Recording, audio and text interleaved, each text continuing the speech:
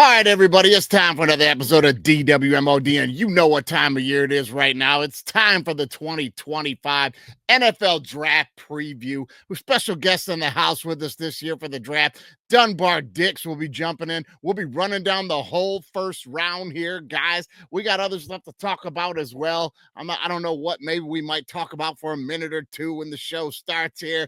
But Louie, let's kick this thing off. It's coming to you live from Kuttin Loose Studios. It's DWMOD. Let's do it. We cutting loose. Touchdown. Ready?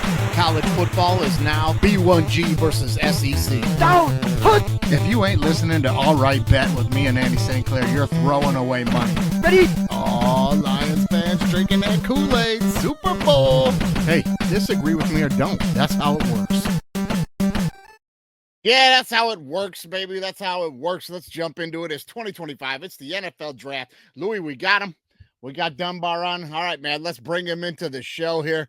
There he is. Ooh, baby. There he is. Oh, I see the background. You still got Rocky Top in the background no matter what, huh? How many guys are going to have in the first round? Two.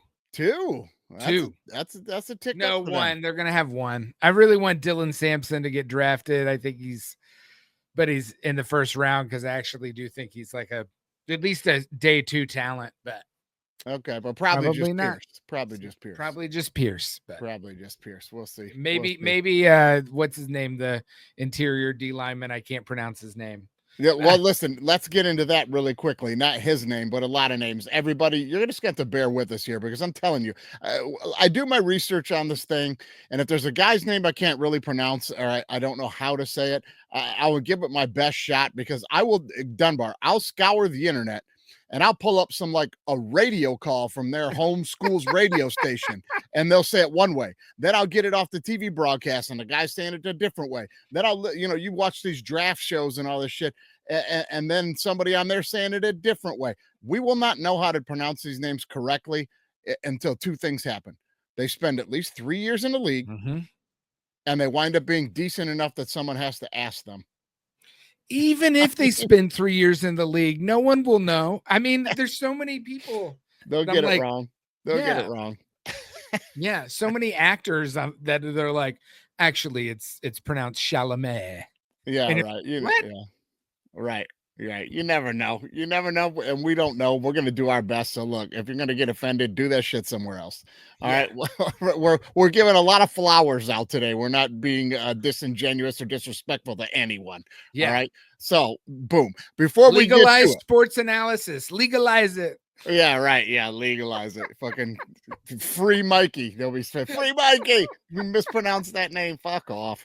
All right. All right. Let's talk a little bit about just crybabies up in New York. Detroit Pistons are on it. You saw the post yesterday. We were channeling Rasheed Wallace, the spirit of Rasheed Wallace. Guarantee we will win game 2. Put it on the front page, back page, column 1, column 2, penny saver, page 17. We're going to win game 2. And we did. Yeah, well, the energy's there, man. The energy's there. What is it? The first playoff win since 2008? Since 2008.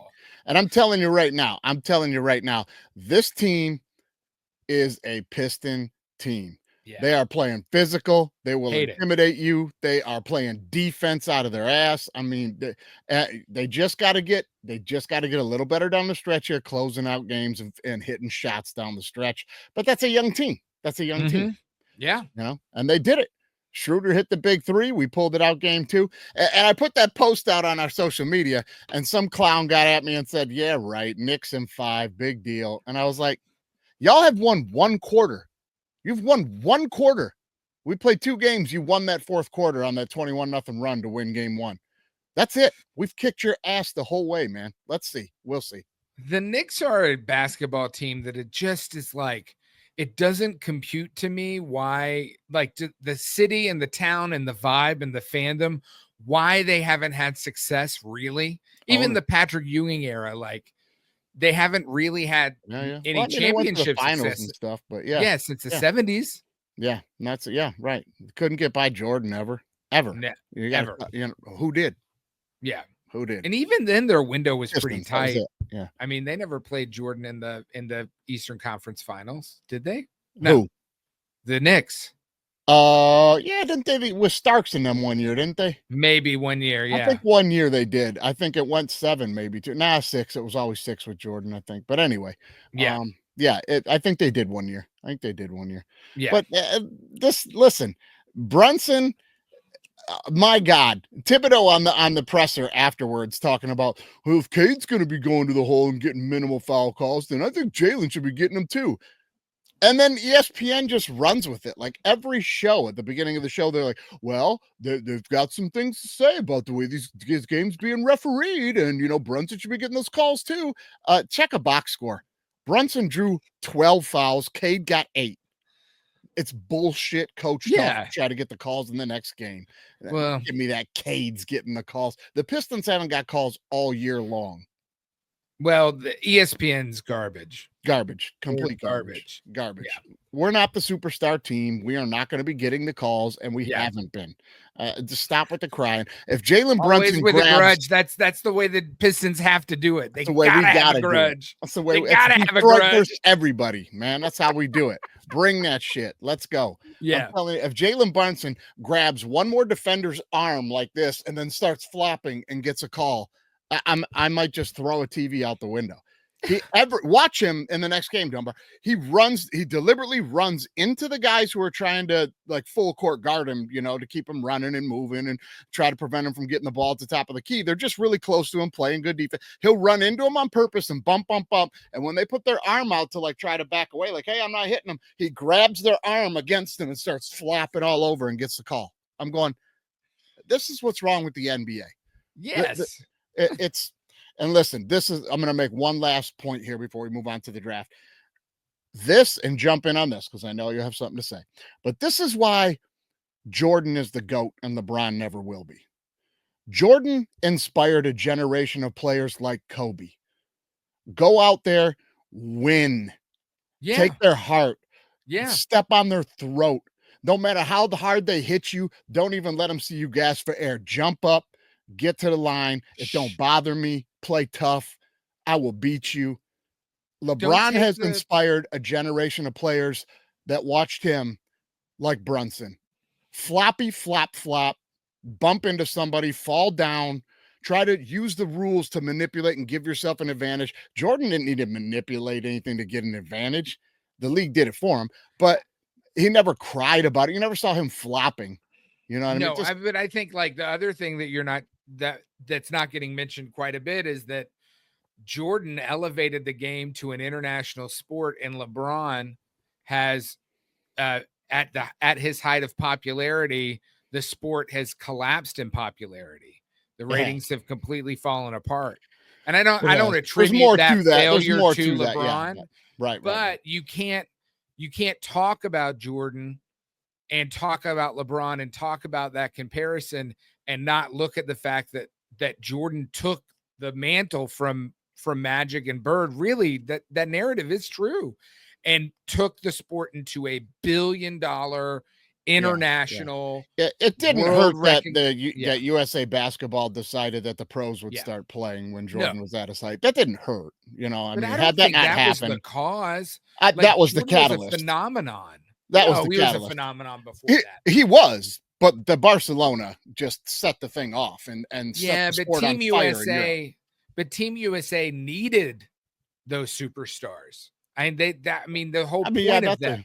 Yeah, that's a debate for another time. We had only lost the gold twice ever, and once was the screw job in '72, where they just kept giving the Soviets the ball back and adding time.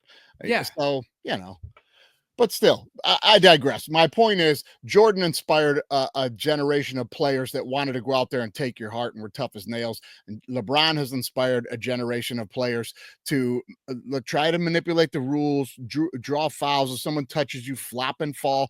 And you're going to look at me and say, oh, you're blaming LeBron for all that. The league in general has been heading down that road.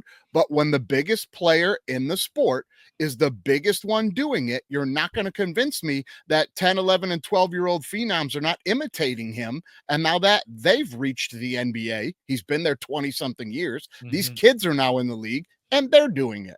Yeah. And they don't dunk the ball. I watch a Bulls game. I'm like, why aren't you dunking the ball? Shove it down their fucking throats. Dominate them. It drives me crazy. It's crazy. It drives me crazy in college and pro basketball alike, Dunbar. It drives me crazy when we're on 3-on-1s and it's kick out 3-pointers that get bricked. I'm like, take the basket. Last night in that Piston game, man, we're coming down 3-on-1. We desperately need a bucket, and it's kick around till we get a 3-pointer. Somebody take it to the fucking rack and dunk it, please. Yeah. I mean, oh my God. Yeah, I agree.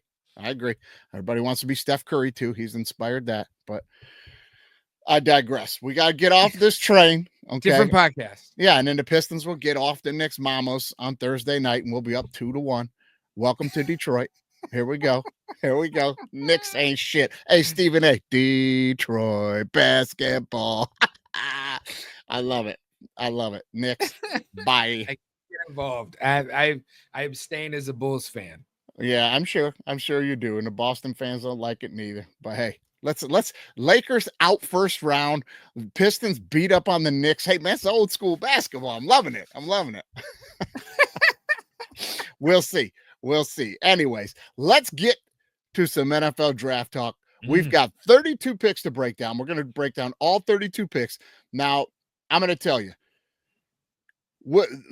That's how we're going to score it on the show. You guys know that I've listened to the show for years. This is how we're going to score it. If you get a direct pick, like you pick the exact right player, you're going to score 3 points.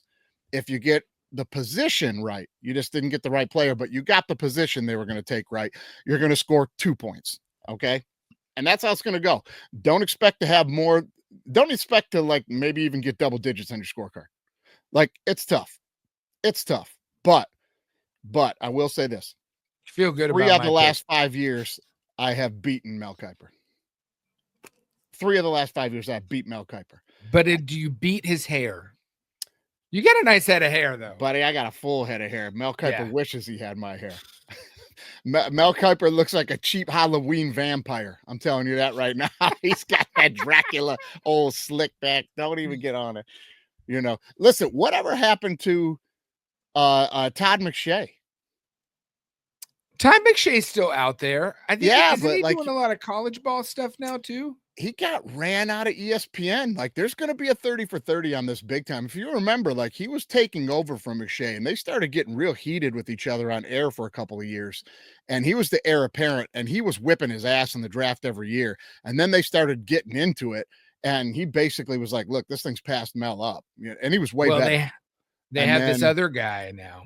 Yeah. Field Yates got his way in there, but Field Yates is kind of the like lapdog to Mel Kiper, whereas McShay was like, I'm taking over. And I think the powers that be and Mel Kiper's pull around there got him broomed out the door.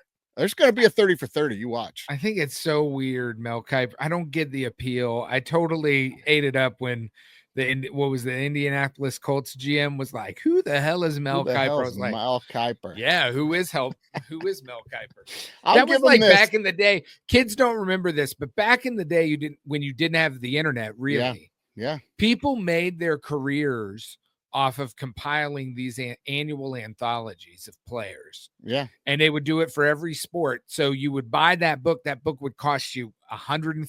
$150 it would cost. And it would have every player and it would have a grade on every player. And they would do. So that's kind of where Mel Kiper came from. They would do it for movies. You would have, what's his name? The movie review guy for CBS Daily Show. He would do that. I don't know, he would like Ebert or something. Yeah, he would do an almanac, and it would be like all of the movies that year, and you'd buy it at the bookstore for $40, $50, and it would be all the Crazy. It would be the almanac. It'd be all the new movies of that year, and him reviewing and describing them, because otherwise you just wouldn't know.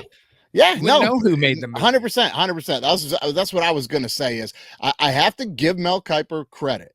He was the first guy to really be doing this. And like you just explained, to start doing this like in the early 70s, I want to say.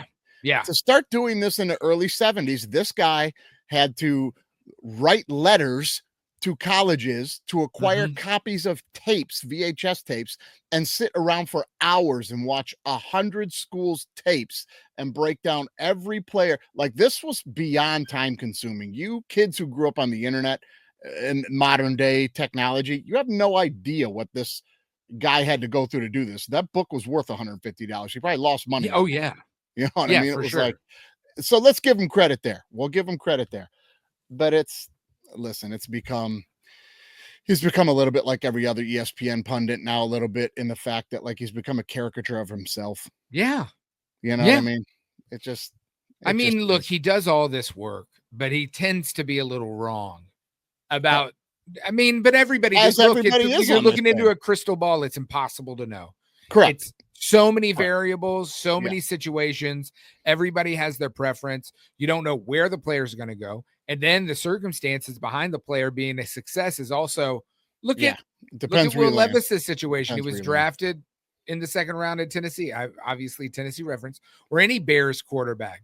They're drafted. The old regime is fired the next year. Then Yeah. they're in Yeah. the new regime's in. They're It's like, where this you is land. my system. Yeah. It's where you land. And when Yeah. people want to shit on us for, like, well, yeah, it's really hard to pick these draft things. So quit shitting on guys like Mel Kiper when they don't get it right. Look, I'm not claiming to be an expert on any of this, but he is. So when we beat him, there'll be shit to be talked. Yeah. There'll be shit to be talked. Oh man, Gordon Butterfield is on the scene here with Gordon Butterfield, minor league baseball Hall of Fame announcer. He's the man on What Just Happened, and we got ourselves a brand new What Just Happened ad for our brand new sponsor. Check it out, Gordon, and let's introduce him to the DWMOD world here. What just happened? What Just Happened is brought to you by the Gold Dust Coffee Company. Wake up to a golden dust sunrise or the freshest Kenyan farm coffee beans you'll find in all your favorite flavors, from espresso to vanilla. Oh, there's even hazelnut. Just scan the barcode and download the app, and you'll be well on your way to ordering the freshest coffee beans that Kenya has to offer. That's the Gold Dust Coffee Company, and don't forget to add your discount code DWMOD for 10% off. It's Gordon approved. Well, looks like old boy Jimmy Little took his Silverado pole dancing and got himself stuck in a predicament. He's clearly exceeded that 2-drink minimum, and you better figure out something quick. You don't want to get caught at a pole dance. It looks like he's just gonna let it rip and set her down. Ho-ho! Deployment!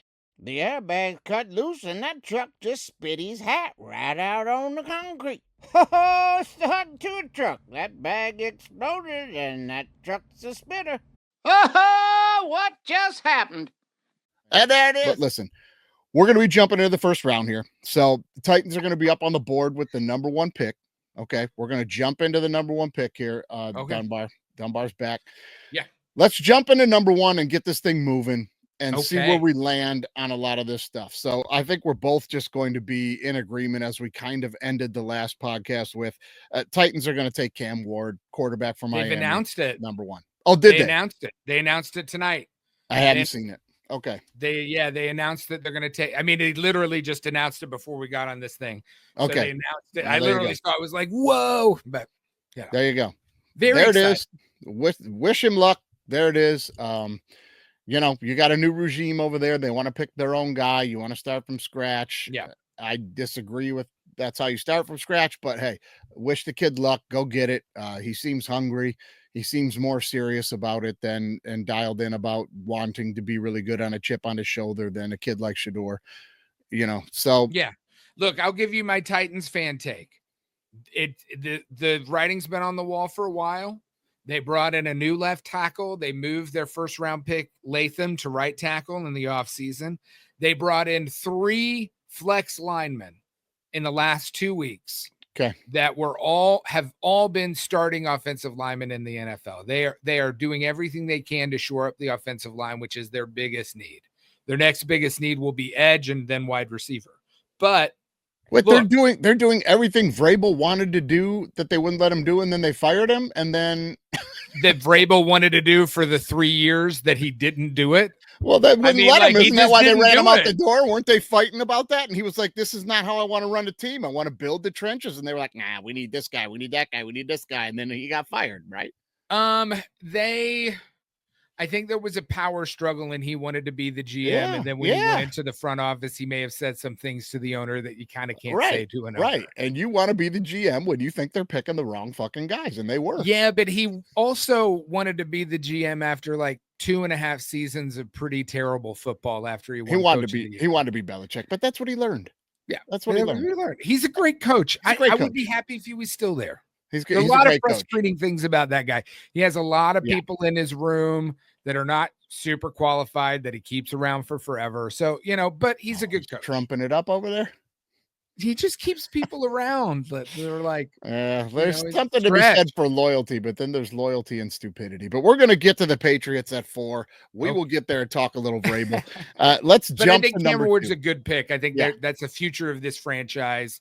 There, at least for the next 4 years. I hope it works out for Tennessee. Obviously, Sure. I think he's got a lot of intangibles and a lot of tangibles that put him at the top of that list. That makes sense for Tennessee. I wish him luck, man. He seems like a really good kid. He's worked his ass off to get where he's gotten. I just don't think at this point where he's developed at number 1, I'm probably not doing it, but that's fine.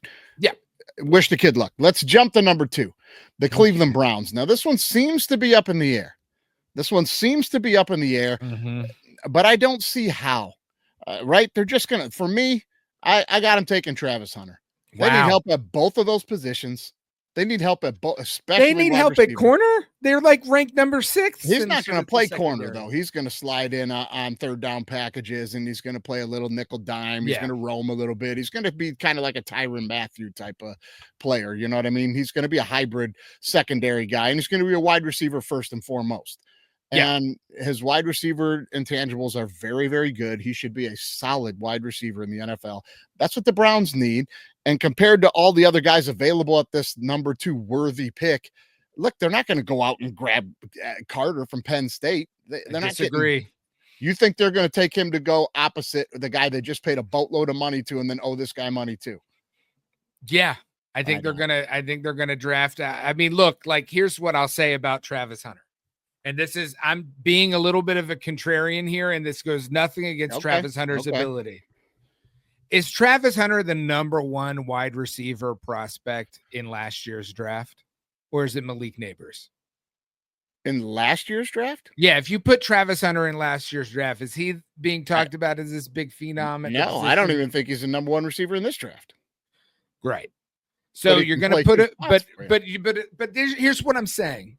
These teams in the top 2 or 4 picks of the draft, maybe even 10 picks of the draft, they have legitimate holes to fill. And again, I'm just being devil's advocate because everything's chalked in.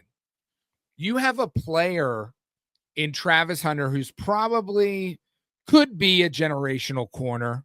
I mean, I don't know if maybe. He has great ball hawk skills. But some of his skills lean more towards being like a free safety than being a cornerback because of his on-ball play, because he wants to hang off the back of the line of scrimmage and he wants to play on ball. I think the one thing with him about being a wide receiver is he's got a great 40 time, but he's got small hands and he's got a small frame. And he's, 6 foot, 180 pounds. I worry about his durability playing 2 ways in the NFL. And this is only up against the idea of you're picking at 2 and 3. You have tons of holes to fill.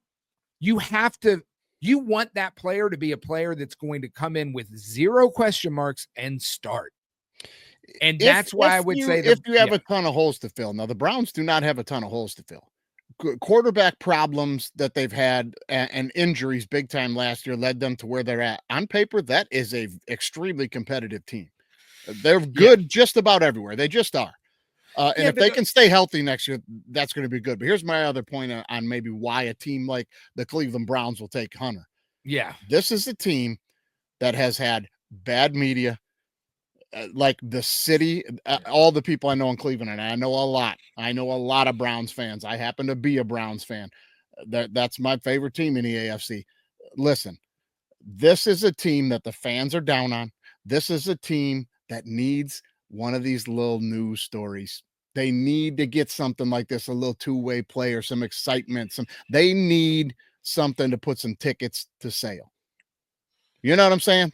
Like they need a little gimmick right now. I get it, but it's like when you say in the NFL, the thing is that all of the coverage around Travis Hunter, and this is probably the most I'll talk about a single player in this whole conversation. Sure. All of the conversations about Travis Hunter are about how he breaks the mold. He's this generational talent. He's just the most talented overall football player on the board.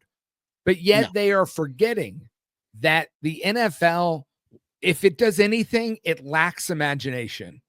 NFL teams want players that are going to fit in their scheme, and they're going to want to know. And I'm not saying the Browns aren't going to take him. The Browns may very well take him because they're like, oh, this guy's a special player. Great, take him. But my point being is you're going to put him at wide receiver, which may not be his best position. He doesn't have a lot. I watched a whole several videos on him in terms of the analysis. I'm not a wide receiver coach. Aren't they saying most teams have him slated as a wide receiver, though? They want to play him at wide receiver more than they do at defense? Yeah, I think so. And I think that's the durability issue. But then at wide receiver, he's got small hands and he doesn't have a full route tree.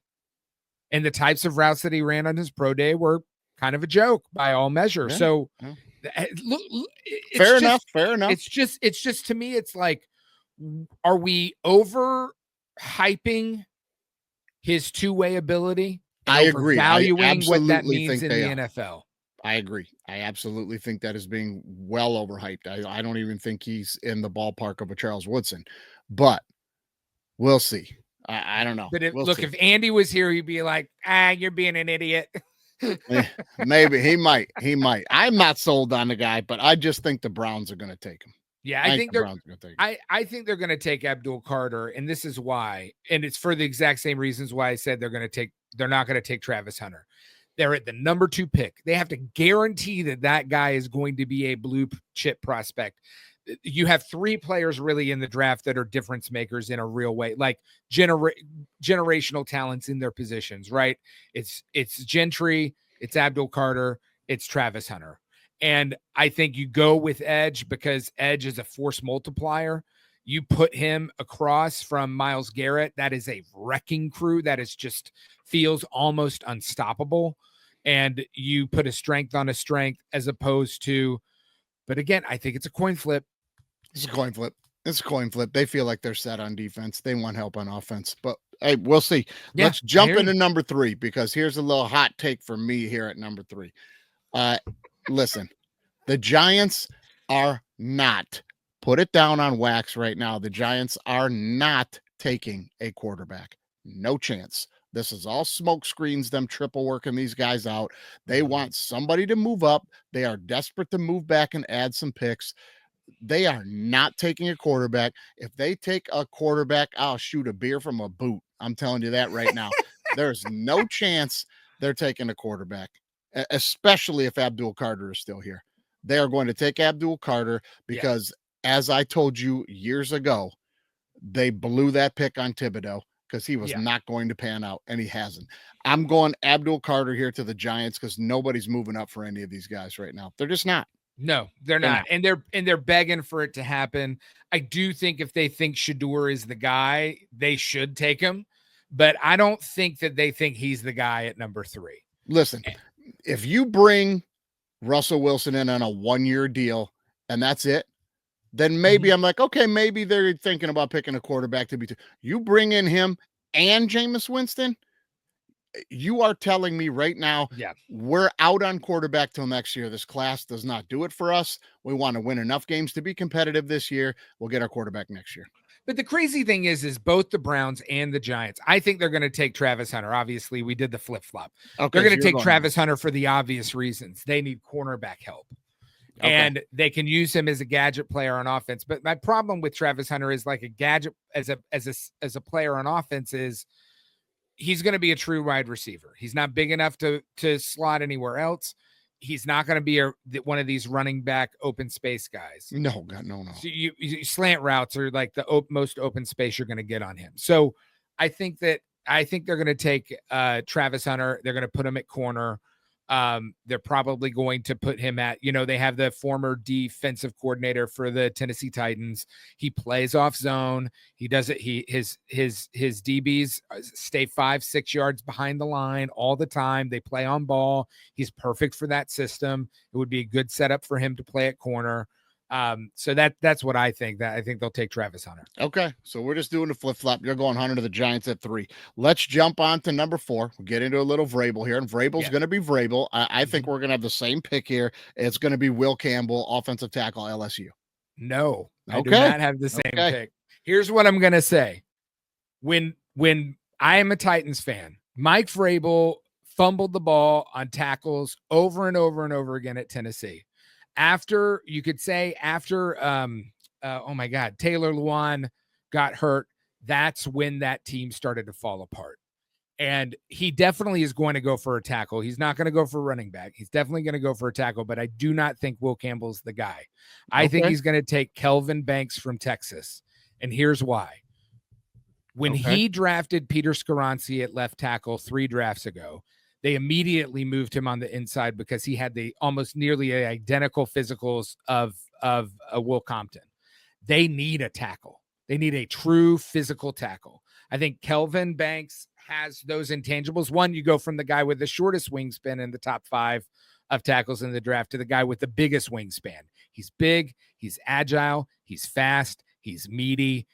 When he stands there, he's fucking vicious. I think he fits them. I would hope that they would draft him because I think he's a true left tackle specimen. You can't coach arm length. You just can't do it. I think Will Compton's probably going to end up moving to the inside at some point in his career.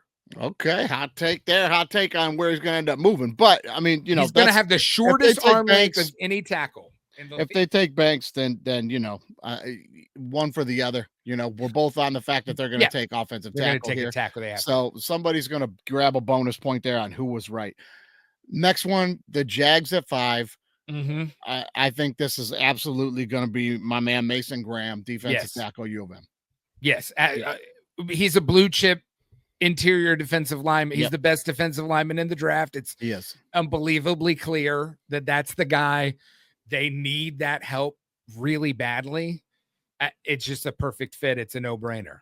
Yeah, I want to see the Lions move up to 5 to get him. No, I'm kidding, but I'm saying we would love to have him. We need defensive line badly this year, badly.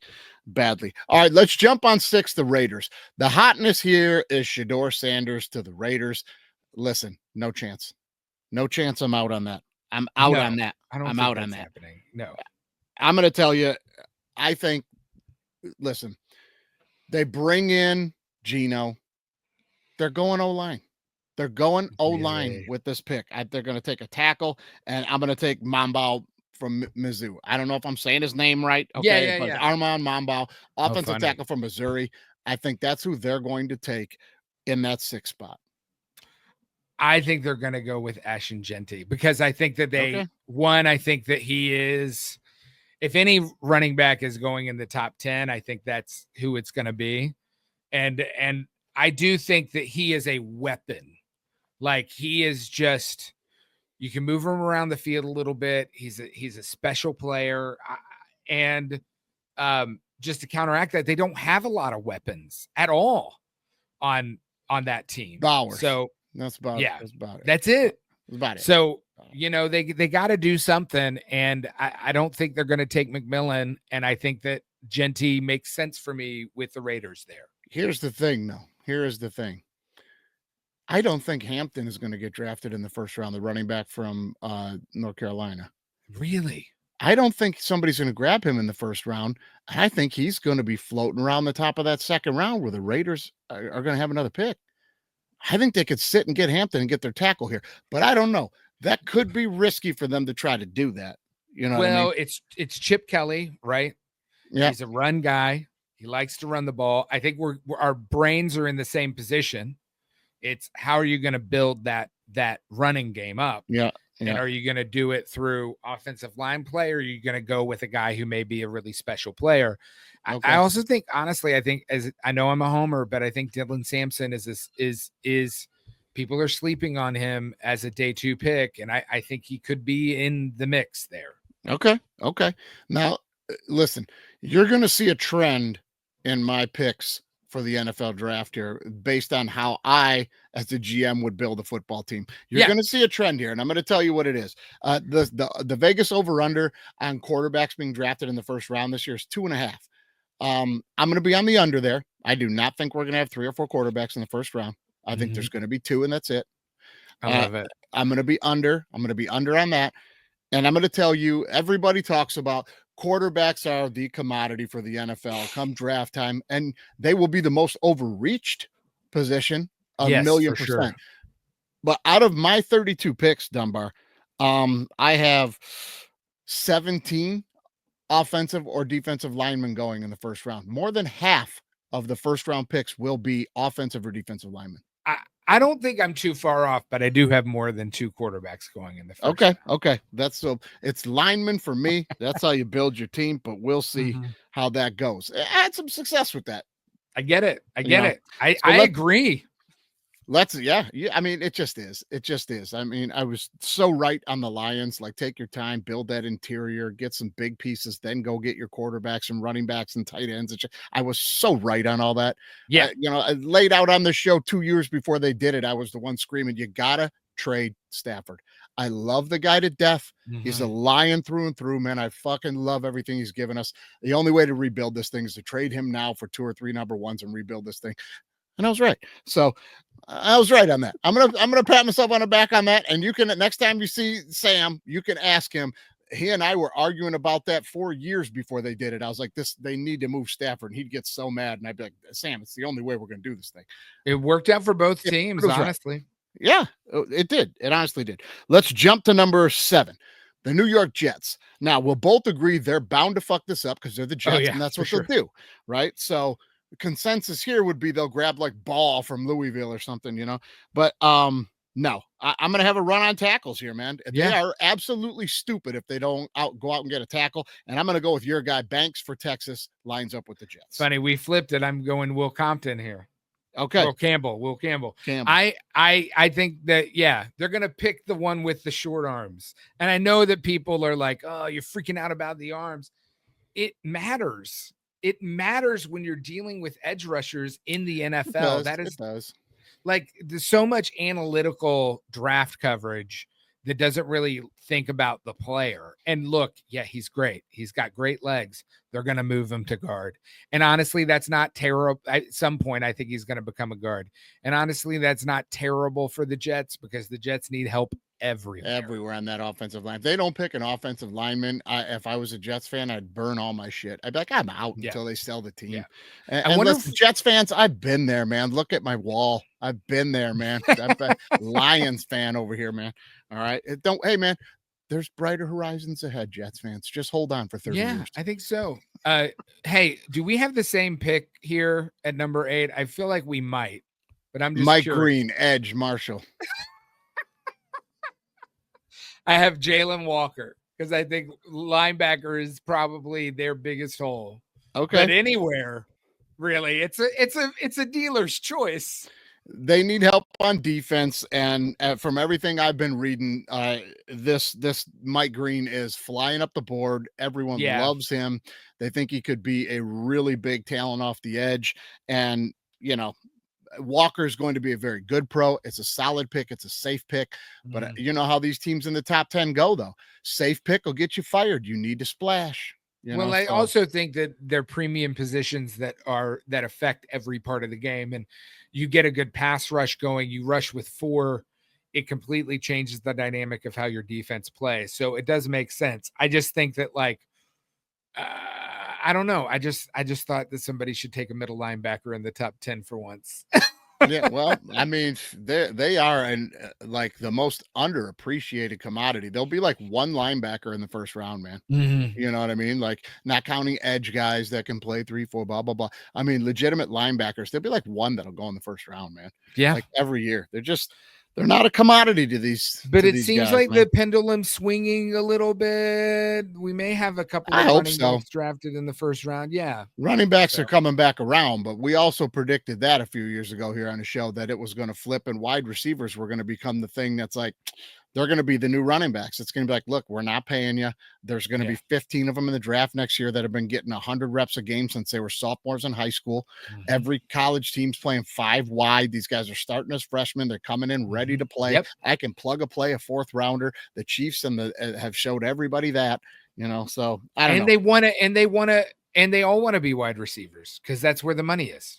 Where the money's at. And these guys can play right away in college because you don't have to be big and strong and hit the weight room. You just got to be fast and athletic. You can walk in as a freshman and play, get a ton of reps, and be NFL ready. So, that's not a knock on them, but just know that the front offices in the NFL are going to figure that out like they did running backs and be like, hey, you're all just mules for us. Come in here and catch some balls and get your head knocked in and we'll get rid of you. Next. Yep. Let's just, all right, let's jump on the Saints here. Another hot take here for me. A lot of people think this is going to be quarterback spot. And I say, you're absolutely crazy. And a little tip of the cap to Andy St. Clair right here.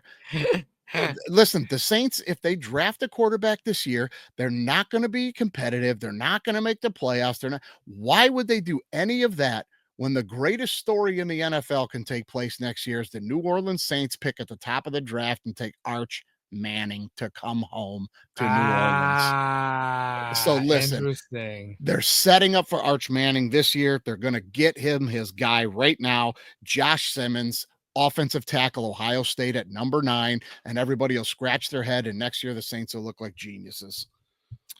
Well, that's interesting because I think that they just hired a new head coach. Okay. Derek Carr is hurt. He's Always. probably always going to be out for the season. The team is not horrible. They have a decent defense. They're not horrible, but yeah, they have an aging but decent defense. They have a couple of weapons on offense. That they're not. The offensive line is not a disaster. They're not horrible. And so I went with Shador. I think Shador will land here. Okay, I think he will. I think. I just think that given the current news, given what's happening right now, my personal belief about the draft is that it's been too quiet and things are going to explode. Yeah. Anybody you've been hearing their name a bunch, which is also why I'm kind of out on Gentry getting picked so early, because all I'm hearing is that he's going to be going that early, which to me means a slide is coming. People want you to think they're taking him, so you better move up to get him. That's just where I always land on that. You know what I mean? Interesting. So listen, so Saints, you think they get Sanders, and you're taking into consideration that you think Dion will okay this. Yeah, I think the Saints get Sanders, and I don't think it will. I think they'll be dumb enough not to clear it with Dion. Well, listen, you never know. You never know. That's an old brain trust in New Orleans. The people that have been running that office have been running that office for years. They don't give a shit about the cap. They don't give it. They literally are like, yeah, we'll just run it up and pay it forward, next year. So I think that they're gonna. I think that they're gonna. They're gonna want to have a quarterback. They only have so much time with this defense. They only have so much time with some of the players they have on contract currently, and they've held on to a lot of them. I think they're going to be like, we need to do something. They're going to panic. Yeah. Well, listen, there's a lot of talk about that. There's not enough for me to shy away from it. Not like I'm saying about the Gentry. Yeah, I get it. There is some talk about Sanders going to the Saints. And I won't be shocked. I won't be shocked if you're right. I think they're setting up to go get Arch. That's just too big a storyline and ticket seller to not do. But I have flirted with the idea that some of these teams are like, let's tank it out and then come back next year for a quarterback. Nico may not enter the draft next year. So that may he's not going to get enough reps to, I don't think. Can you enter the draft out of Henry Ford Community College, or can you? Oh, he's at UCLA. I know that's going to be terrible for him. But it's going to be bad for him. So really bad. He may have to transfer again to get he's going to. Yeah, he's going to. So he won't enter. So you have one person off the board who would have been a first round pick probably. And now you have, you're going to have 1 year on Arch Manning. Yeah, we'll see what he does. We'll see what he does. Let's jump to number 10. And this is where I think all the stars align for my man Ben Johnson. and the Bears will get Ashton Genty. He gets his Jahmyr Gibbs here at 10. I think the Bears snag Genty at 10. I really hope that, because the Bears are my NFC team. But I think that he's going to get somebody else who's going to be really pivotal to a Ben Johnson. I definitely go in offense. Okay. He's definitely getting an offensive player because he's an offensive coach and it's his offense. I think they're going to take Tyler Warren. I think they're going to get the tight end that's going to flex around from he can do pretty much everything you need a tight end to do. You can keep him on the field for 90% of snaps if you want to. Yeah, you can. They already have DeAndre Swift there. So what are they going to do with Cole Kmet? They're just not like he's a very good tight end. He's a good tight end, but he's not. You put him on the opposite side and run a pro package like I do on Madden and piss off third graders who are getting yelled at by their moms. All right, well, there you have 3 yards in a cloud of dust. There are a couple of NFL GMs that dial into this show very, very religiously, Dunbar. I'm going to tell you that right now. They are friends with Anthony Finelli, who is a very good friend of the show. They get information here. They could be on the phone calling for Cole Kmet right now. Hey, we'll take him. We'll take him. I don't think it's a bad idea, but I also don't think that, like, I mean, and you watch more of Ben Johnson's offense than I did. And I just don't think it's a bad idea to have. No, it's not. That's not to have a stable of tight ends that you can, especially if you're running play action a lot. That's a very interesting take, man. I think we both had like ones that made each other go, "Oh, damn, that's good." Yeah, if Genty went to the Bears, I'd be stoked. Yeah, I'd hate it. Well, here's how I feel. The Bears are one of those teams. They are never good unless they have a good running back. They are never good. Bears' identity, defense and running back. Yeah, they're never good if they don't have a good running back, and they're never good if they don't have a good linebacker. Doesn't have to be a middle linebacker, just has to be somebody really good. Well, Dunbar, maybe this will be the one time they're actually good with a good quarterback. He hasn't showed it yet. He showed sparks, but they've never had one. Caleb could be it. Listen, Bears make me nervous as a Lions fan. Like that team on paper this year absolutely should be a playoff team. Absolutely should be a playoff team. And the NFC North is stacked. The Packers are good. The Lions are good. The Bears are good. The Vikings are good. I mean, and they all have good coaches. All have good coaches. Listen. But it's like great that the Bears have finally gotten a real football coach. Yeah. We'll see. It's a whole different thing being an OC and a head coach. We'll see. We'll see. Yeah. But I really wanted Ben Johnson to come to Tennessee last year. I'm really bummed he made the right choice, but I personally I wouldn't. I would be like, look, man, this team looks really good on paper. Probably be the best place for me to keep my job. But Jesus, do I want to slide right in and play division rival from the team I just left? No, right. I don't want to be in that boat, man. But hey, more power to them. Let's go 49ers at 11. I think this one's pretty cut and dry with the position they're going to. They've lost their complete interior on the defensive side of the ball. Yeah.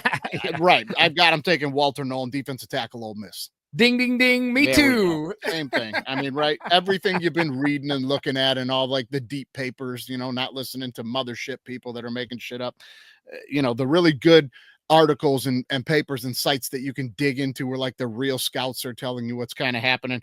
It really seems like this is going to be the pick for the Niners. Yeah, I think so too. I think they have so many weird, like it felt like their whole team fell apart last year. Yeah. And they have so many serious needs, but they have a lot of contracts that got to play out. And I don't know if Shanahan's going to last. He'll last. He's a good coach. He figures it out. He pieces teams together with barely any offensive line. He'll lose the whole interior on the defense. He'll figure it out, and they'll win games next year if they can avoid the injury bug. And I think they'll be fine. He's just one of those coaches, a good coach. Let's jump on the Cowboys at 12. Now, Jerry is all over the place on the news today saying that the Cowboys are lining up. He used the word incorrectly, and I can't think of what it was, but it was funny. A very like Southern, like swanky word for extraordinary, crazy, blow your mind kind of trade is in the works right now, but he used the wrong word and it was funny. I don't think so. What are they doing? What would they be doing? Trading up to get Shador would be the only crazy shit I could see them doing. Swapping with the Giants to get Shador and then try to bring Dion to Dallas next year. Wouldn't or it be something. hilarious if that's wouldn't Jerry? Wouldn't it be hilarious if the Giants got Dak Prescott in that deal? Listen, I wouldn't put that off the table. I really wouldn't. You're making a joke, and I'm going, it's a funny joke, but would you fall out of your chair if that happened on Thursday? I'd be like, that's Jerry. Yeah, with the Giants. Yeah, I mean, he'd do some shit like that. I'm racking my brain, and you help me out here. Who else would they possibly be moving up to take as a big splash? And I ask you this, and I'll throw you something to think about, and you listeners as well. I'll throw you something to think about here.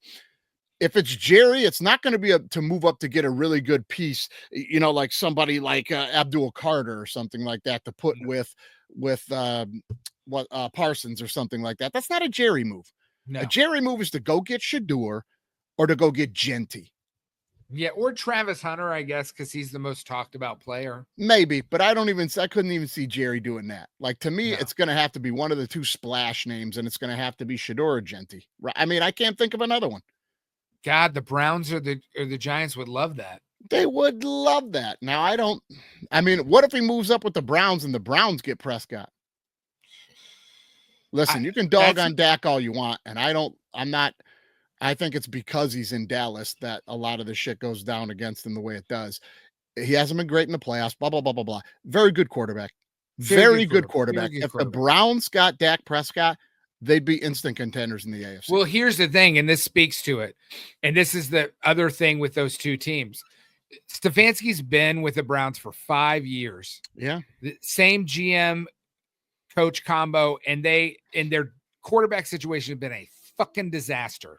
They put together a Super Bowl team and then went out and made that Watson move and tanked the whole thing. The owner did. Whole thing. So is the owner going to be like, look, I screwed up. You got 3 more years. That's not how it works in the NFL. If you have an owner who's willing to dive in and mess with your team like that, do you think they're going to be sensible after you go 7 and 10 in the 2 years ago? They were very good, made the playoffs, were dangerous. Nobody wanted to play them. Mm-hmm. And last year they were decimated by injury and the Deshaun Watson thing. He was so bad. And when they finally decided to move off him, everybody else got hurt. So I think he's still in a spot where he's got probably 2 years. Yeah, but 2 years. That's it. And they still don't have an answer at quarterback. And what free agents are they going to have? They don't. So I think they're going to wind up with Cousins, but I don't know. Listen, maybe they trade for Levis or Purdy. That's the other conversation that's being had out there. But then who did the 49ers? There is such a dearth of quality quarterback play in the NFL right now for the bottom half of teams in a way I don't know if I've ever seen it. Yeah, and when you say quality, you mean like these guys are all pretty good. They're serviceable. They're good. Yeah. Like Purdy. Starting level. Put Purdy in that Cleveland offense that, you know what I mean, is that offense kind of works a little bit that fits his skill set. This is the read. This is the guy. Put the ball on the money. We're going to run the ball. We're going to draw him in the box, make your reads. He could be good. Anybody. They can't pay anybody. The problem with the Browns is that they can't make any trades for anybody worthwhile at the quarterback position because they can't afford them. They can't afford any of it. So the Browns are out on this thing. You're right about that. All right.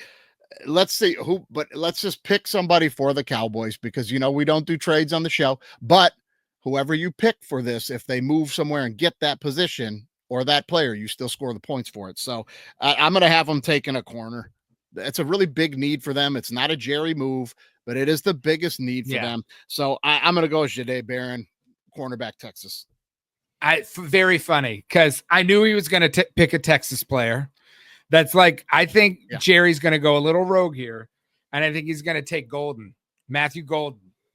I think he's going to leapfrog all of the other wide receivers that are ranked on the board. And I think Golden is a very good player. Is he a number 12, top 15 first round pick? No. But I think he's very good. He's got he's a solid player. He's going to be a solid NFL player, barring injury or idiocy. but I think he's going to reach and he's going to take a Texas player and he's going to take a wide receiver because it's Jerry Jones. You listen, your pick is way more Jerry than mine. Your pick is way more Jerry than mine. Sometimes I get my GM hat on and I go, listen, I'm going with the guy I think they should take. And if they don't, then fuck them, they're dumb. But, Yeah. You're probably going to be more right than me. Let's jump on the Dolphins here at 13. I also, from everything that I've been reading and diving into, like I said, not listening to the mothership ESPN where agents are calling in, hey, can you mention my guy and mention him with the Raiders or, you know what I mean? Yeah. It seems like they're pretty dialed in on going interior defensive line as well. And this is where a guy's going to come off the board that I just pray falls to the Lions, but he's not going to. Kenneth Grant, defensive tackle, U of M.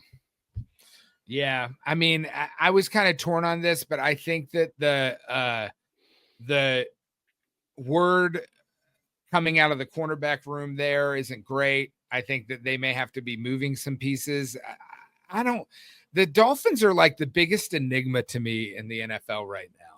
Like, I don't understand. They have superstars at several positions. Mm-hmm. They compete in certain games and then fall apart in other games. And it seems like all of the news out of that team is a lot of unhappy people. And it's in like Tyreek wants out. Well, Tyreek's Tyreek. Jalen Tyreek Ramsey couldn't wants be out. happy if you threw him into Scrooge McDuck's money bank and let him swim in the coins. He'd be unhappy. They're living up and down on Tua. And I part of me thinks, yeah. And part of me is like, God, like, that guy should not be playing football. Dunbar, like Tua and Kyler Murray and all the guys in that same little area of a couple of years of the NFL all benefited from falling in right when the quarterbacks were starting to get all their money, and all those GMs panicked. We got to pay this guy. We got to overpay this guy because what are we going to do if we lose him? And like Kyler Murray got an ass load of money and he's trash. Tua, they knew was a bad investment. They gave him a ton of money and doubled down on it. Bad move. These guys are in that little group that just really benefited from being on the back end of that bubble. I mean, yes, but I think they go Yade Barron. Is that how you pronounce his first name? I think it may be Jade, but Jade Barron. I think they go corner. I think they're getting prepared for Jalen Ramsey to leave. Okay. Trade. I think it does help. You maybe do a trade. I think there is a lot of interior defensive line in this draft. I think maybe they punt and they wait until round 2. They could to see if they can solve that need. The drop off is pretty big though with the interior defensive lineman. Once you get to 4 or 5 on this draft chart, and 5 being a definite second day guy, 4 being if you really need one, you can stretch them into the first round. Yeah, I think they're all going to go pretty quickly here. But I don't know. Here's my thing about interior defensive line, and feel free to disagree with me. I feel like with an interior defensive line, you can do a lot with a decent rotation of serviceable players that you keep fresh. Yeah. As opposed to like edge, which is really, you can shut down an edge rush and force the team to bring extra guys on the blitz. It's not that I'm not saying if you have a great interior defensive lineman, you're in much better shape. That's what I was just about to counter with is the NFL's a copycat league, and you are starting to see just what you say be true. They'll double stack and chip and get guys out on the edge against a guy like Aiden Hutchinson, slow him down a bit, force you to bring Anzalone or somebody, force you to bring more guys on a blitz, open up wide receivers and things like that. The teams that are really causing people trouble and dominating are the teams like the Eagles that have a Carter. Our teams like when Oliver's playing well in Buffalo, he's a fucking problem. You know what I mean?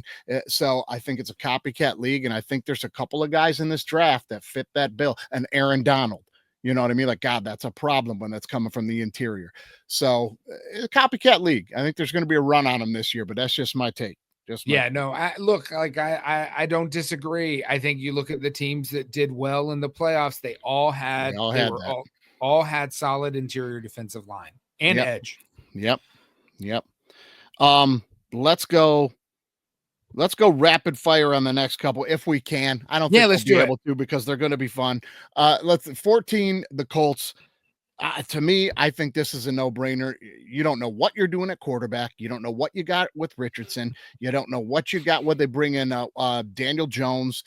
You don't know what you got on either side of that coin. Remember how horny the Colts were for Richardson when he was drafted? Dunbar, I was on the show. Andy I think was you like, and I talked about it. Andy was like, you got to take him. Got to take him. You can't miss. Generational talent. His ceiling's too big. And I was like, this is going to be an absolute overreach and a bust and a waste of a pick. Yes. And I was right. Yes. It's terrible. You can see the writing on the wall. It's terrible. But these, like we said earlier, these teams are so scared to miss early in the draft, which happens 80% of the time, that they will overreach on guys instead of just taking somebody that's going to be good, man. Yeah. Like, I'm picking a top 5. Give me a guy that's going to be a starter with a chance of being an all-pro. Don't give me a guy that might develop into something.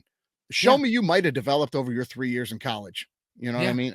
Quarterback is the hardest mental processing position in every sport on the planet. I'm not taking the kid who played 15 snaps and can run really fast and in the pro day can throw it 80 yards. I'm not taking Jalen Milroe.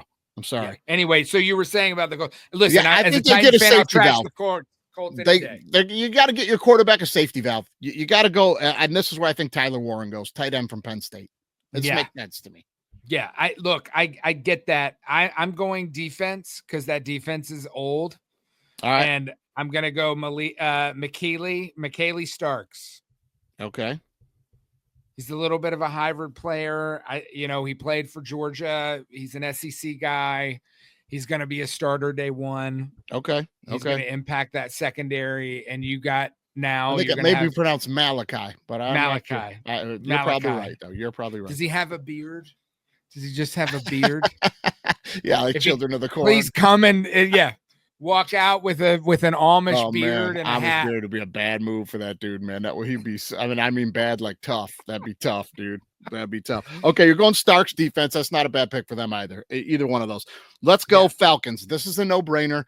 For 2 years down here on the Sports Talk, they've been pulling their fucking hair out if they don't get somebody to play the edge. They're going to go get the best guy available at this point to me, and that's going to be Donovan Izuraku. Yeah. Izuraku? Maybe that's how you say it. Izuraku. Edge from Boston College.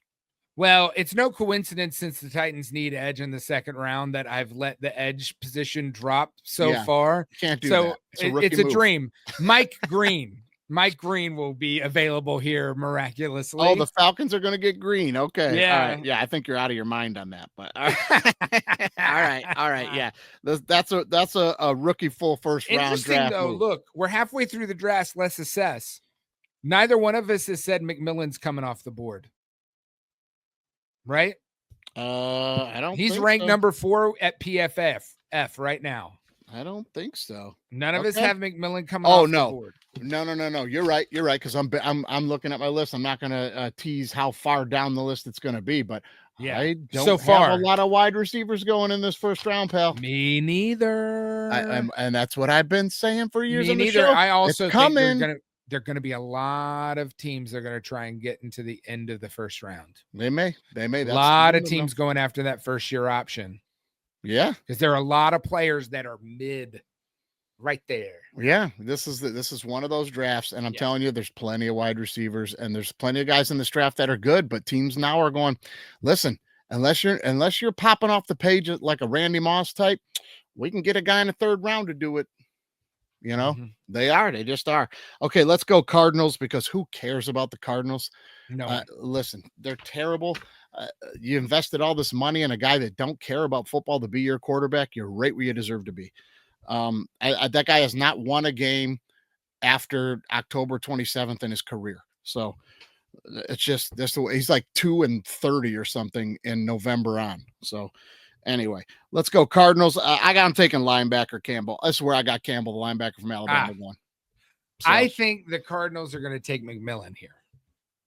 I think they're going to, because I think they're going to go, okay, this guy had the most, did he have the most production in college football last year, or was it Travis Hunter?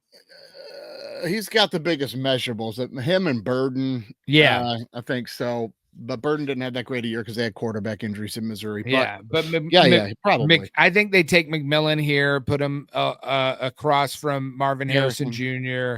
I think they give a compliment to him, get more weapons, because I do think they are thinking about moving on for quarterback next year.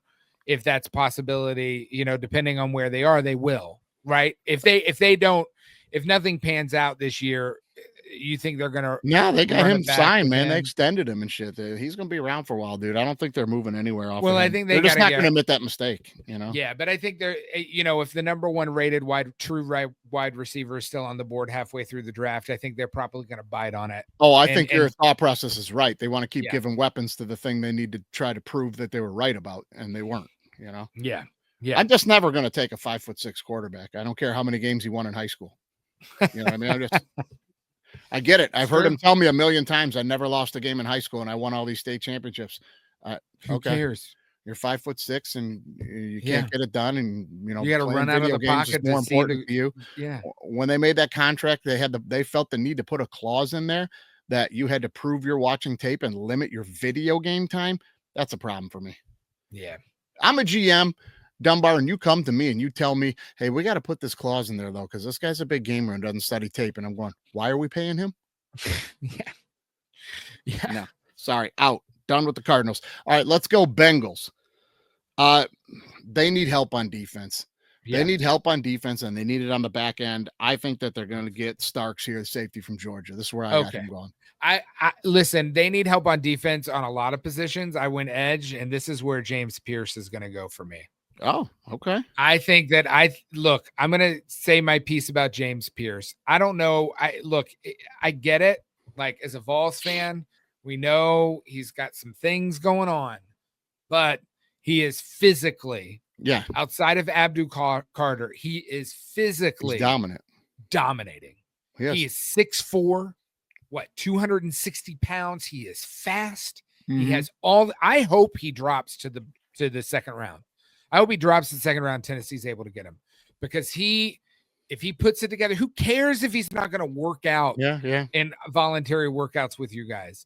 Yeah. You can't coach 6'4", and you can't coach that athletic ability. And they got the NFL sack champ right in that room who's been begging to get the hell out of town. This might be the pick to tell him, go ahead and do it, man. We're not paying you. We're not going to pay you. Yeah. You know? So I think they go edge here, and I think if James Pierce is there, they make that choice. I think it's a good pick, man. I think if I was the Bengals, I'd be stoked. And be dead right on that one. But listen, let's backtrack for 1 second on the Cardinals, and then I'll get off of this boat, because I did have a little note here that I was going to say, like your McMillan pick to put a wide receiver with Harrison, that's something that they would probably do. But if I'm them, like, go get Loveland, get a tight end to go with him. Go take the other best tight end of the draft at that spot, but they won't do it. They won't do it. All right, let's go Seahawks. Seahawks, look, it's a start over up there. You gave the money to Sam Darnold. You got to give him a tackle. They're going to take Grazabel or Zabel, however you say it, but he's the offensive tackle from North Dakota State. A lot of people think that this guy is a solid pick. He's going to be a solid starter in the NFL for a lot of years. It's kind of one of those can't miss. Not going to be a Trent Williams, but he's going to be good for a while. I think the Seahawks go there. I have almost the identical take, but I think they're going to go with interior line, because I think that's more of a need, and they're going to go with Tyler Booker. They're going to go Alabama, solid SEC guard, perennial starter, will potentially be an all-pro potential interior lineman. You can't best interior lineman in the draft. Yeah. He's there. Yeah. You're never going to have to worry about the guard at that position. Yeah. But either way. No, either way, they're going lineman, and that's not a bad pick. That kid's going to be going somewhere in the first round for sure. Yeah. Tampa Bay. I got Tampa Bay going with a corner. I think that's their biggest need. Again, they need some secondary help. Yeah. That defense played well last year, but when they didn't, it was because of the back end of that defense. On the offensive side of the football, they look good. They're scoring a ton of points. Offensive line looks pretty good. They got their guy in Baker. Mike Evans shows no signs of slowing down. He's probably going to break Jerry's record this year. He tied it last year, right, for most consecutive 1,000-yard seasons. Or did he break it? He's pretty amazing. I think he tied it. Yeah. Yeah. Yeah. So, listen, I got them taking cornerback Will Johnson out of Michigan. I have them going defense as well, but I don't have them going corner. I have them going linebacker, and they're going to go with Jihad Campbell. Okay. I think, and I think it's one of we're at the back of the draft, and it's like you and I are in the right spot. It's like, this is where their need is at. Yeah. Do they go corner, or do they go? And I just don't know. I don't know why I'm not high on this cornerback class, but There's like 3 guys that they think are like really, really fucking good. And then there's the 4th guy, the kid from East Carolina, but like he's got a torn ACL and he didn't play much in college, but he's just really fast and big, which is like Yeah. to me, maybe end of the first round. You want to take Well, a it's shot like on that Josh kid, but- Simmons would be the guarantee number 1 tackle in the draft if he didn't blow out his knee every time he stepped on the field. Right. 100%. But 100%. This next pick, number 20, the Broncos. I'm gonna call it right now. Steal of the draft. Steal of the draft. I'm gonna say Tatario McMillan, wide receiver from Arizona, falls all the way to number 20, and the Broncos get somebody for their young quarterback. Oh, wow. Listen, I was like, who the fuck are the Broncos going to take? Like, I haven't been They paying could use a attention to receiver. I know they could use a receiver, but I texted a buddy of mine who is a diehard Broncos fan. And we talked all day today about like who they would take and what they would do. And it literally was like, who would you take in the draft? And in 10 seconds, he texted me back, someone to hand the ball to.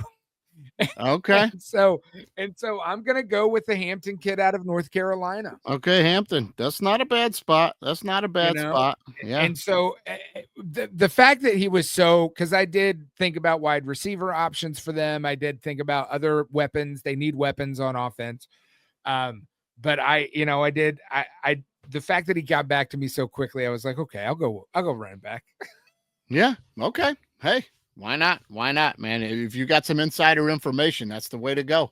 Well, also a lot of people are high on this Hampton kid, and I watched some of his good. tape. He's got a nose for an opening, and he's good. He's big. He's big and he's good. He is very good running back, man. He's good. That's not a bad pick. We'll see. Yeah. But they're gonna get some kind of weapon there. It's some kind of weapon and his name is escaping me. The damn quarterback, the rookie. Oregon. I want to say Jackson Dart or no, right? That's what I want to keep saying to new guys, and I'm like, I can see his face. Bo Nix. I'm like, geez, I couldn't think of his name. All these names. All right, so listen, let's go 21 Raiders. I'm not Raiders, Steelers. Steelers here. Now, I am going to preempt what I'm going to say. And Andy will back me up on this. I was saying this before you started hearing it on the mothership in the last 2 days. I was saying this before that. I was saying when the first Rodgers trip happened a month ago, go back and listen to our tapes on DWMOD. And you can disagree with me or don't, but you can't disagree with me or don't on this because it's a fact. I said this is bullshit. Rodgers will never play for the Steelers. No way Mike Tomlin wants that clown in the room. Mike Tomlin is fighting against this tooth and nail. He'd rather go with Mason Rudolph than to bring this guy in. Trust me, this is a bullshit smokescreen from Rodgers as well. He wants that Minnesota deal. He wants to play in Minnesota. They got weapons. He wants to go play in Minnesota. Minnesota is not interested. No. And he can't understand why. So now he's trying to backdoor into the Steelers. It's not going to happen. I think the Steelers sit at 21 and take Shedeur Sanders. Wow. Now, they've been saying this all over TV for like the last couple days. I was saying this a long time before that. I was. And now they're saying it all over the TV. And then Minnesota shit too. You can ask Andy. I was saying that to him on the show. I said, nah, I think Rodgers wants to be in Minnesota. A week later, it's all over ESPN. And I'm telling you, it just made sense to me. But I'm going to go Shedeur Sanders here to the Steelers. It's so funny because you and I are kind of in the same headspace, but this is where my draft goes off the rails because why not? I have the Steelers taking Jackson Dart. That's one or the other. Everyone, that's what they're saying. Those guys are interchangeable according to draft boards. So you ain't too far off. That's a good pick. Look, Lane Kiffin finally gets a quarterback in the NFL that could have a potential to start for a while. You know, we'll see.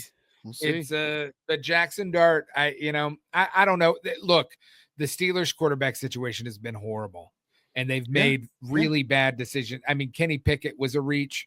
They're now going to make it, but they're not going to bend to the whim of whatever the next draft is going to be because this is a team who will try and win every game. They made no matter the what. playoffs this year. Yeah. I mean, Mike Tomlin has never had a losing season. They're not sitting around waiting on drafting a quarterback in the top 5 because they ain't ever going to pick there. Where They do you ain't think ever going to pick there?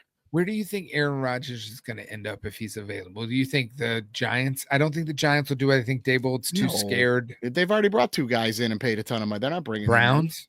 Him in. Browns ain't bringing him in either. I don't think anybody is interested in bringing him in. I honestly think if either the front office in Pittsburgh forces Tomlin to do it is the only option that's going to happen here, or halfway through the season, somebody loses their quarterback and they got to bring a guy in because they're kind of in the mix. Other than that, I think everybody's burned out on this guy. He wasn't lighting it up there with the Jets. I think nobody's interested in the freak show that comes with him for what he offers right now. They trade Brock Purdy to the Browns. The 49ers take Aaron Rodgers. And they just... Shanahan gets fired like you predicted. Yeah, the whole team just completely implodes. Yeah, like, nah. Maybe the Colts go get him. But they went and got Daniel Jones. But why? The only reason the Colts would be in for a quarterback would be if Richardson looks so terrible and Daniel Jones isn't the answer either. And at that point, you're not making a playoff stuff. Fuck, you're bringing Rodgers in and paying him for, right? Yeah, exactly right. I just don't. There's like nowhere it makes sense. The only place he could land, in my mind, is somebody who thinks we need a guy who's pretty serviceable, good, that can get us a little over the hump here. We might be able to get into playoffs or make a run. And I feel like it's like Aaron Rodgers is so in his head about Brett Favre that he has to repeat his career. Yeah, he's got to go to Minnesota. He's got to go to Minnesota. Right. That's he probably is in a dark room, owling with mushrooms and stuff and going, that's what Brett did. It didn't work out in New York because he sent all those dick pics out. And then he went to Minnesota and was one bad throw away from taking them to the Super Bowl. I know. One bad throw. He threw that interception at the end of the game for no reason. And the Vikings were going to go to the Super Bowl that year with him. So I don't know. Yeah. Let's get off of Rodgers because we're doing just what he wants. So Jackson, yeah, exactly. We're Jackson talking about him. To we the don't Steelers. Need to. Yeah. They need a quarterback. Yeah. So quarterback. Mike Tomlin doesn't care. Yeah. And put them all right in that same boat with Mason Rudolph and Kenny Pickett and Bubby Brister. And you got Art Smith. Art Smith is the offensive coordinator there. He loves to hand the ball off. He likes doing play action and then airing it out. Yeah. I think you're going to be looking at a quarterback or some piece there. Yeah. Well, listen, I think my secondary pick, if Shedeur was not available there, would be Hampton, the running back from They need to fill in a running back there. But yeah, I digress. I think Shedeur. Let's go Chargers. Listen, this is 100%. If this guy's available, this will be the pick for Jimmy Harbaugh. It will be Colston Loveland, the tight end. Get Herbert a tight end. This fits the offense for Jim Harbaugh in San Diego. Hammer the football. They got themselves a good little wide receiver last year. So to me, somebody would say, what's the kid's name from Georgia that they got? He was hurt a little bit last year. The little guy, but McConkey. Yeah. Right. Yeah. So he was really good for them. Really good.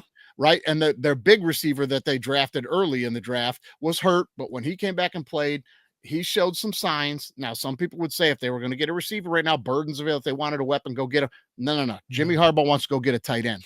Yeah. He wants to go get a tight end. Yeah. Loveland, U of M. Listen, man, I actually want to change my pick to that because I think that is such a perfect pick. And I don't have Loveland going in the first round. Can I change my pick to Loveland? Because I think you're 100% going to be on the record. I'm on the record. Okay, but that's tiebreaker. But I only have tiebreaker if you piggyback me and we tie. That's fine. That's fine. Because I do think that makes so much sense. All right, awesome. For him. It makes so much sense. All right, let's jump on the Packers then here. Okay. I'm going to say that the Packers are in our division in the NFC North. They're going to go out and get some help in the secondary. I think they're going to take Trey Amos, corner, Ole Miss. Same pick. Trey Amos. Pick. Okay. Yeah, I have that too. Okay, there we go. That makes sense to me. I got a little bit I got some runs going on here. On corners and stuff. All right, well, you go first on this one then. Vikings. Who do you Will think Johnson. They're going to take Will Johnson. Okay, Johnson. I think that's a need for them, huh? Yeah. All right. I'm going to say that they take your guy, the interior lineman, Tyler Booker. They're going to protect their rookie quarterback next year, right? You got to protect your rookie quarterback who you're telling Rodgers to take a hike. We paid a gazillion dollars to these wide receivers out here, and we're going to march this rookie out to throw him the ball. We better protect them. Tyler Booker, Alabama. My only issue with that pick is you got Green Bay, who's airing it out a little bit, and Detroit Lions. Sure. And you got to be able to like deal with those, over the secondary shots off of play action. You just have to be able to do it. You got to be ready for it, man. There's no doubt and about the it. Bears, we are that division now. You got to stop the pass. You got to stop the pass, man. And if you don't got the dogs up front, maybe they think they do. Let's jump on to the Texans here at 25. We're bringing this thing home, guys. 25, the Texans. I'm going back to offensive tackles here. This team needs a little help up front. I'm going to say they take Connerly, offensive tackle, Oregon. This is where I break off, and my draft is I'm kind of improvising here a little bit, but I'm going to stick with the pick that I had originally, even though I have Mimbo still on the board. And I think the Texans late in the draft is when teams take risks on players that have higher upside, but maybe there's a couple of question marks. And this is where I think they go with Josh Simmons. Okay. The tackle from Ohio State. Arguably the best tackle when healthy. Yeah, I had him going a lot earlier. I think somebody's going to grab him early, but we'll see. Yeah. We'll see. Coming off that ACL, so you don't know. All right, let's go Rams. Now, this is interesting. A lot of people are saying quarterback here for the Rams. And I'm saying you're crazy. McVay's never done it. They got Stafford for a couple years, but he is getting older. But there's no quarterback worthy of this pick right now that fits the McVay style. He's a picky motherfucker. He got rid of Jared Goff after he took him to the Super Bowl. You think he's going to reach for Jackson Dart right here or something like that? I mean, come on, man. Not happening. Or Baum or whatever no, he's not doing that. They're going to make the safe pick here. They're going to get a guy on defense that's going to be a long-time starter for them. This is where Jalen Walker, linebacker, Georgia goes. Interesting. So I have a similar pick, but I went a little bit more gadgety on this because I actually really like this player a lot. I went with Nick Imawari. Okay. He's a hybrid safety out of South Carolina. He's a high-rated safety, but he can also play linebacker. He can kind of position all over the field and fill some holes for them in multiple spots. Yeah. It's kind of like the player. And again, I feel like the end of the first round is when you kind of start taking flyers on guys. But let's just be honest. At this point, both of our drafts are completely blown up. Like, yeah, by this time they're probably going to be. But the player you just named is a player that I would have high on the board for the next team, the Ravens, to put with Kyle Hamilton. And really start dropping the hammer on people defensively. Yeah. But I didn't go with it because I went with another need the Ravens have, and this guy's still on the board, which, my God, I hope the Ravens don't do it so we can have him. But I got James Pierce still available in my draft here from Tennessee. Wow. If he could fall to the Lions, buddy, I'll be dancing a jig. But I think the Ravens take him right in front of us. I have the Ravens, since I already have Pierce off the board in here, I have a little edge run going on too. I have them taking Shamar Stewart. Okay. From Texas A&M. Yeah. Yep. Just because I think he's like, I think he can he play interior and exterior and edge? I don't know. I don't know. I mean, there are too many players to pay attention to. Yeah, but there's two edge players for A&M that are both very, very good. Yeah. And I have the Lions taking the other one at their next pick, number 28. I got the Lions taking Nick Scorton, edge from A&M. Please let us get Pierce, though. But listen, I got them we have to take edge. There's enough in this draft that we're going to get a good one at 28. We have to go edge. Hutchinson's coming back from that leg. He's got videos everywhere. He's running fine. He looks great. But listen, man, he's a phenomenal superhero of a human being, like athletically and muscle-wise and training-wise. Mentally, this kid's great. I love him. That's a horrific injury to bounce back from in a year and come back and be all pro level. And I'm you gonna got to be expect able to, early struggles. and you got to be able to limit his snap count. And you need help. It's the same with the Browns. Yeah. It's like, Yep. you can, if you have a good edge rush, like multipliers on edge rush, you can do a lot with that. Yeah. On defense and really make every other position easier and better. We need to. Yeah. We need to, man. Because if I we can start getting I a think lot I'm of going to pressure make off the you edge. very happy with this pick because I have Donovan Ezemikurakur, whatever his name is, from BC, from Boston College, going there, and I think that he's I think I'd love it. Yeah, I think he's going to be. He's a little undersized, right? He's a little bit smaller. Is he? What they say, but they say he's got a lot of like Aaron Donaldness to him. So but that's why I kind of like him with Detroit Lions as a good fit because he doesn't have to be the guy. Yeah, he just has to be a guy.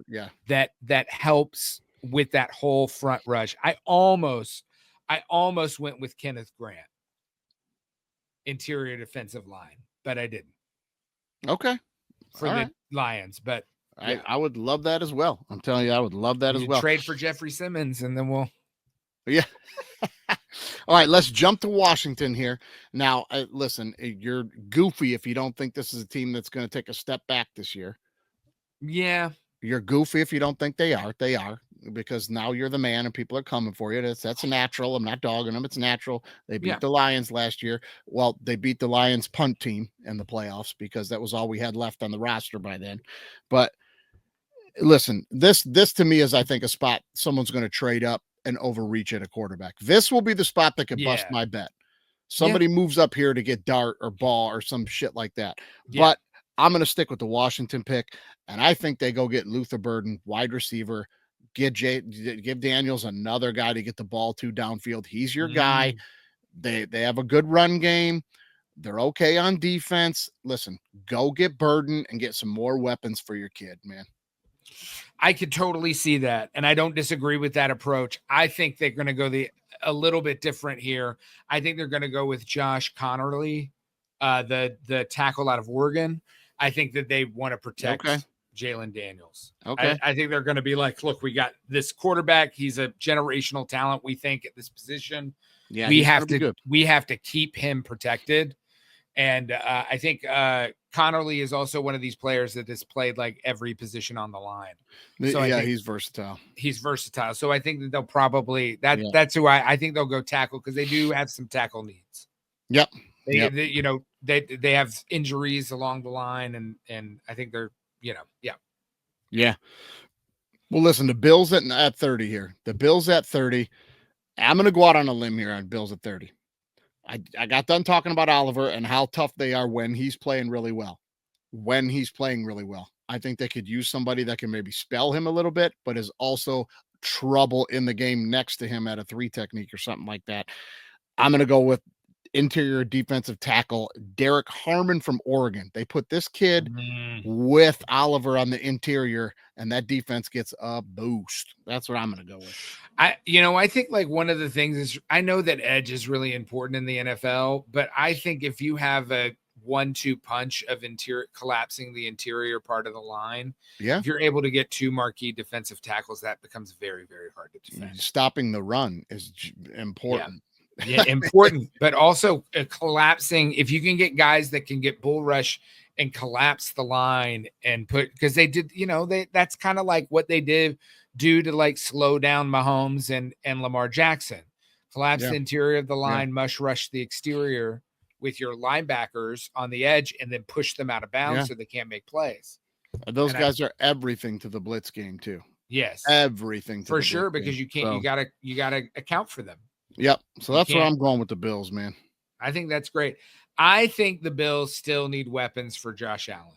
I think he can not continue to get under the hump, and their wide receiver room has been decimated over the last few years. And I think with Luther Burden there, I don't think they can pass him up. I think they're going to take Luther Burden. That's a good spot for him. They have a guy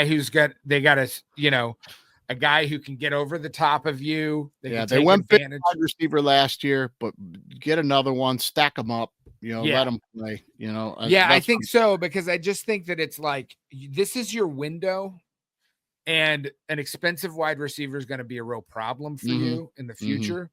And you do need somebody to take some of the pressure off the other side. And Luther Burden can be a guy that goes over the top. I mean, gives Josh Allen an opportunity to exploit what he's really, really good at. Yeah. Could be either way there. Let's go 31 with the Chiefs, and I'll explain who everybody's going to scratch their head why they don't take, because Emeka Egbuka is still on the board here. Yeah. Wide receiver for Ohio State. Yeah. And you don't think, like, to me, that just makes a whole lot of sense to put him with that Chiefs team, and they're not going to do it because they don't need to. Patrick Mahomes can get the ball to any of those guys. Rashee Rice should come back and be able to play at some point and pretty early in the season this year, they think. They run the ball well. I think they brought back Smith-Schuster, who's whatever. He ain't great, but they'll get him the ball too, right? They got Marquise Brown. Is that right? They got Hollywood. Yeah. He came back. He's playing. Listen, they're not going to do this. They're not going to do this. They're going to go Chiefs and beat Chiefs, and they need an offensive tackle. They're going to go get Donovan Jackson, offensive tackle from Ohio State. Look, man, I don't think you're wrong. I think that they have some serious issues on in the tackle position that are going to creep up on them slowly. But I do have them taking Mbuku. Okay. Wide receiver. Right. I just feel like that wide receiver need is so great. They've gone so many seasons without addressing it. Here's going to be the counter argument to that. Just for me, I'm going to pretend I'm Andy Reid and you're the GM and every Chiefs fan in the world selling me that idea right now. And I'm just going to look across the table to say to you that has been a problem for a long time.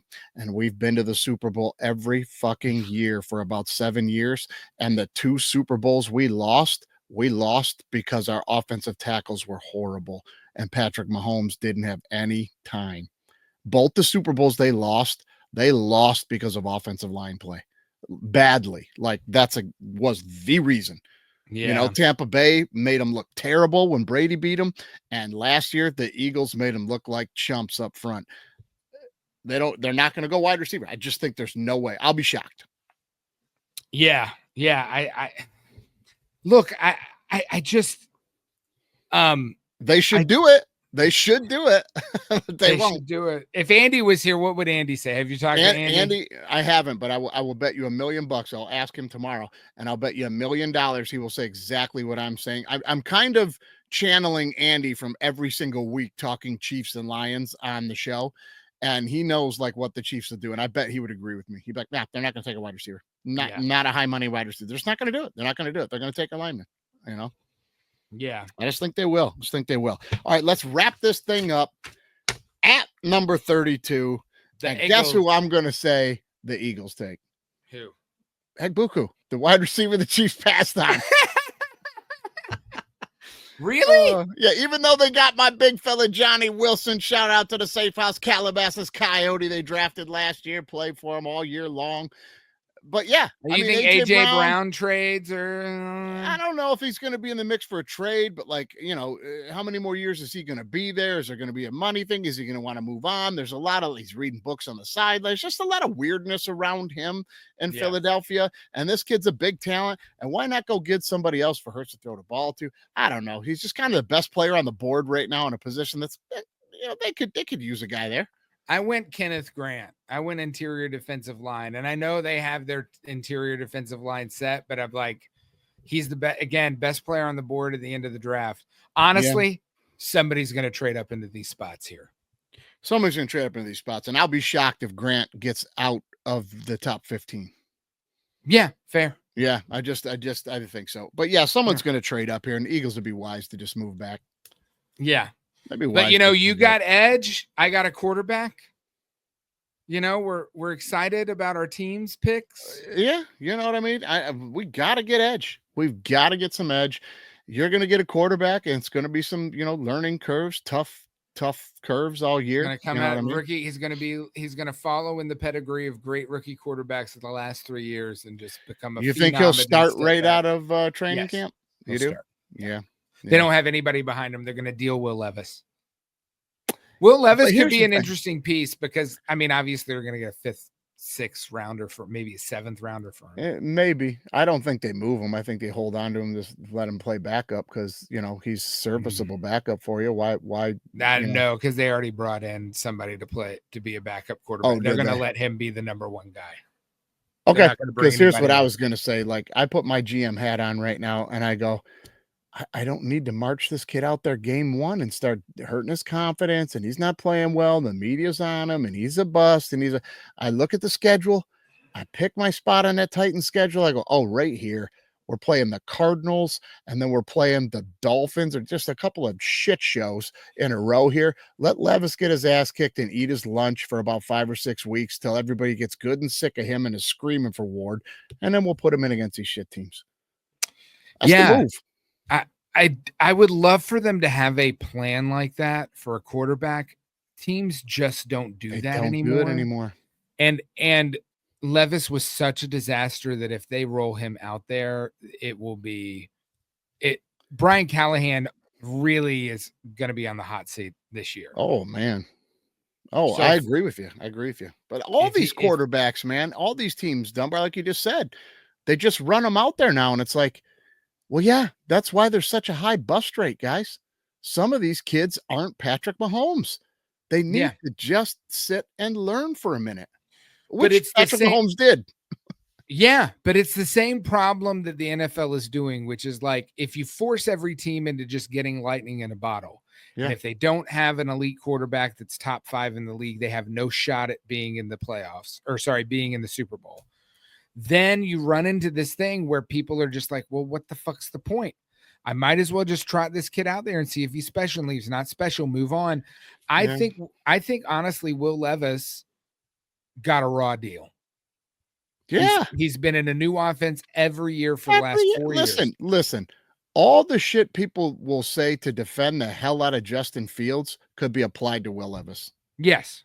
Different offense every year. Bad team. The front office is terrible. Bad picks. They're firing coaches. He could easily fall in that category. He could be a Geno Smith, and in 5 years he's on a team and he's lighting it up. Who knows? He's got a great arm. He's got a great work ethic. He's a good kid. Yeah. You know, he loves being a great quarterback in the NFL is 80% where you land, 20% talent. Maybe 70-30. Maybe 70-30. Because listen, you can't tell me I'm wrong if I tell you Patrick Mahomes got drafted by the Lions 8 years ago. Where would he be right now? He'd be Will Levis. Yeah. No, you're right. I mean, where you land matters. Big time. But we've also seen players come into situations that weren't particularly awesome and your generational turn guys, the team around. Your Mannings, like you got guys that are like once. We use that term every year when we talk about the draft, generational talent, and we overuse it because it's not accurate. Those guys are fucking rare. Do you think here? Maybe we'll end it on this question. Your podcast, though. Do you think that Travis Hunter's impact on the team is worthy of a top 3 pick in the NFL? His positional impact. I just don't know. I got to be fair. I just don't know. It was too overblown in Colorado. A lot of the, the deep dive people that you read about his ability to play wide receiver is that he can play all the spots. He can move through all those spots. He can get open. One of the knocks on him was like what you were saying is like, well, but he's got small hands and he's not very big. But I read more than a couple of spots that like, there's a specific term for it. I'm missing it. I'm going to call it a 50-50 ball, but it's not that. It's like ones that are like, it's up between him and another guy to go get, but it's not like a 50-50 ball. Contested catch, contested catches or something like that. And he was near 70% on those. Yeah. Like they're like, he's like literally could be the most sure-handed receiver in this draft. So I just don't know. There's a lot of hype around him that leads me to go, that's tough to live up to that. He also hasn't had a chance to focus on one position. And if somebody locks him in, I don't know. Sorry, go ahead. Who's his comp for you, NFL wise? I like wide receiver wise. Yeah. Boy, I don't know, man. I don't think he's the I think cleanest it could route be. runner. I listen. I think ceiling for him could be a guy like St. Brown. A guy like St. Brown. If you got another receiver that can burn it over the top, he's a guy that I think is smart and can like sit down in that zone, find a spot, tough kid, gonna catch contested balls.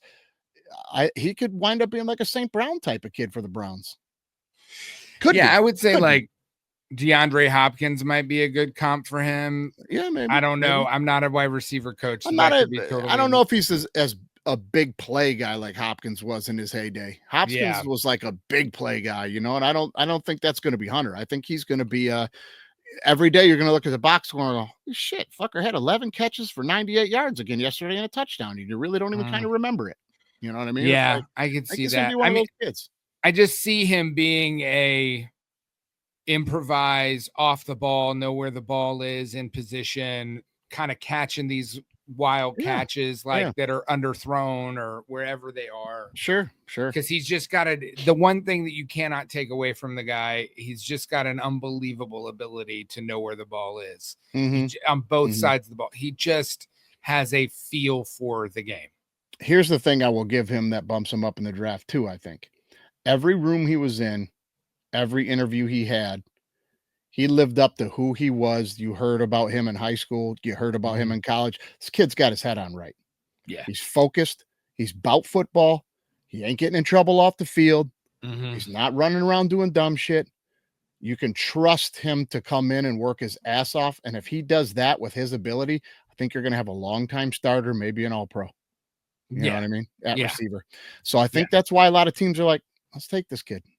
I honestly hope that he goes in as a receiver and he's not a cornerback. I don't think he's going to be a receiver. I don't think he's going to be as impactful as a corner. I know people are saying that I don't think that you can't. I have reservations about an all-pro corner that can't play press. And I watched his tape. I didn't see one highlight where he was jamming guys and playing press. Yeah, I just don't think, and I don't think from anything I read that any teams really are projecting him as some kind of all-pro corner. I think they all kind of like him as a hybrid secondary guy. And then come in and play nickel every once in a while. Right, which is a fun publicity stunt, man, but he's going to focus on playing wide receiver. You're going to march him out there and maybe like 4 or 5 big third downs during the game, maybe 5-6 reps on defense. They're acting like he's going to play both ways. He's going to go in the game for maybe 5 or 6 plays on defense, and he's going to play wide receiver. Yeah. And that's valuable. Yeah. If he can have a Tyrann Mathieu type of effect in those 5 or 6 plays, hybrid moving all over in the secondary, and be a 8-9 catch, 80-yard on offense for you, that's a number 3 pick. Yeah, you got to be worried about durability with him, though. That's the only thing. He's not shown to not have it. He's never been hurt. We did it. We went through them all.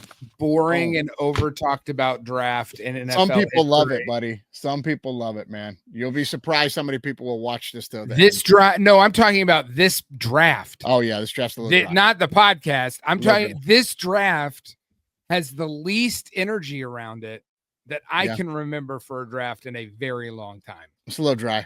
It's a little dry. I'm excited for Thursday. That's what I think. Dude, put me on the text thread when news is breaking tomorrow or Thursday. Yeah. And teams are doing trades, because I do think that it is a little too quiet. It is. It's more quiet than normal. It is. All right, brother. Well, listen, we'll let it go there. We'll tune in on Thursday. We'll have the text thread going. We'll have the Pistons going. We'll have the draft going. We'll have the New York Thibodeaus crying, and we'll be rolling, man. Thank you again for being here for the draft, my man, and we'll see how this score shakes out. Fun fact, if James Pierce gets drafted in the first round of the draft, Tennessee will be the only college program in collegiate sports to have players drafted in the WNBA in the first round, the NBA in the first round, the baseball and and football. But no NHL. No.